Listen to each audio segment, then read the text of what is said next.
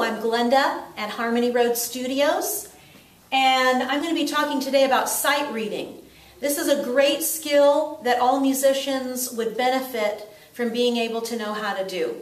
Sight reading is simply being able to read new music without freaking out, just without being nervous, but to be able to look at new music, assess it, and play it the first time well. And that's a skill that can be developed, and I'm going to talk about how to do that today. The best way to become a good sight reader is to read new music every day. And it doesn't have to be a long piece of music, just a short amount, but something that you've never seen before. And before you sight read, you want to look through the entire piece and observe specific things about it.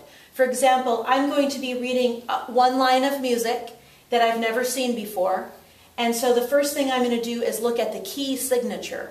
In other words, at the beginning, does it have one sharp, one flat, 5 flats? What is the key signature? That tells me what key that I'm in and a little bit of what to expect.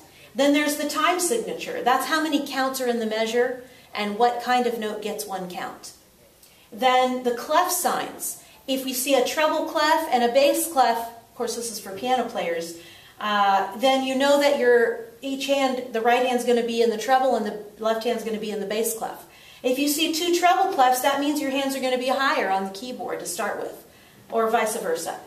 Then you want to take a look at the dynamic markings. Is it supposed to be loud, soft, or somewhere in between? There are a number of different dynamic markings, but you want to be sure and check those out. Also, look through the music and see if there are any additional accidentals, any extra sharps, flats, or naturals, so they don't catch you by surprise when you're playing.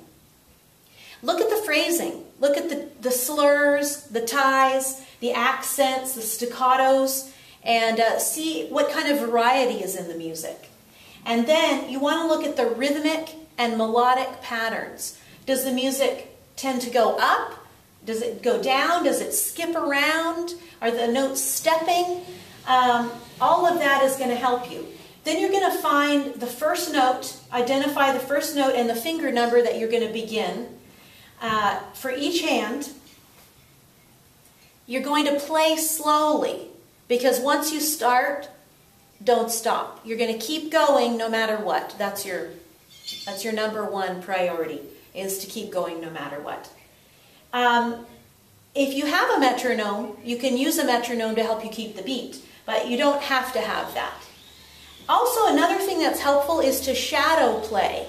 That means that you read through the music and let your hands touch the keys, but you don't depress the keys. Don't make any sound until you're actually ready to play it. That helps you to think through it a little bit better. Count 1 measure ahead before you begin, and you can continue to count aloud as you play or silently, one or the other.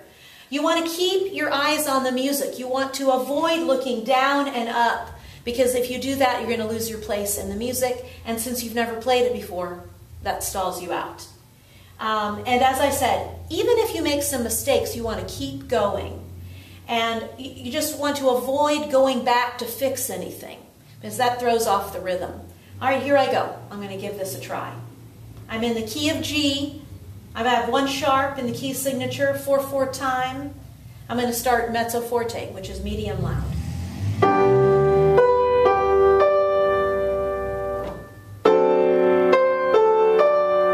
Now forte.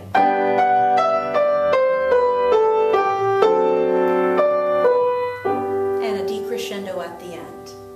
And after you sight read, you can evaluate your playing and see what you could have done differently, and then, if no one is around, you can try it again.